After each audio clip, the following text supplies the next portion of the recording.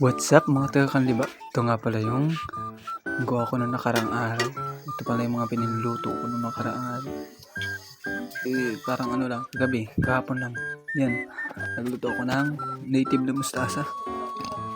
Napakasarap kaya nito, lalo na pag yung parang kilaw lang. Inalagay mo lang ng asin, tapos konting tubig. Napakasarap kaya ulamin ng ano, ganito native na mustasa. Yun, pinaano yan. Pinanghimay ko na. Tinanggal ko yung mga madidilaw na dahon. Pinili ko lang yung mga berde na. Yung napasama pang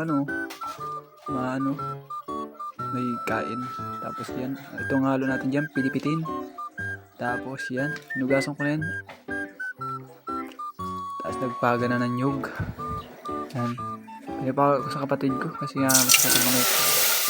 Tapos yung ilagay na natin sa kasirola. Lagyan natin ang panamya, luya, sibuyas, bawang, saka minta. Yan. Tapos lagyan na natin itong pilipitin. Bawal sa high blood. Ang pagkakulo. Lalagyan natin ng konting asin para may pampalasa tayo dyan. Tapos lalagyan na natin ng mustasa.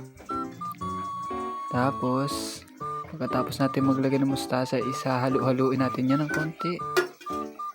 Yan, kita mo naman, napaka-green yan. Napakasarap yan. Natural na sa mustasang native ang mapait, pero masarap naman ito. Di tulad ng ibang mustasa na matabang. Yung may hybrid na mustasa. Tapos nung hapon ito, nagluto ako ng malaking meatloaf. Hindi pala meatloaf yan. Ano bang tawag dyan? Yung gilet-gilet na ng kapatid ko yan. Ako lang nagbe-video. Tapos pinaluto ko na rin sa kanya. Ito pala yung ulam namin nung hapunan kahapon. Tapos yung isa yung tanghalian yung mustasa ginataan. Tapos may pilipitin na halo. Ginataan ko lang yun. Tapos may halong ano ang tawag dun. Hindi ko alam kung anong tawag dun. Basta yung nahalo yun sa pansit. Diwan, madalar.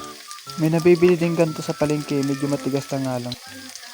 Magsasalang ulit tayo ng second batch. Tatlo na yan Yun yung gitna. Part na gitna yan. Kaya manti malalaki. Minsan lang rin makakain ng ganito yung mga bata.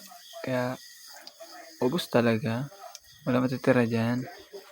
Napakadami. Madami-dami din yan Kahit isang lata lang.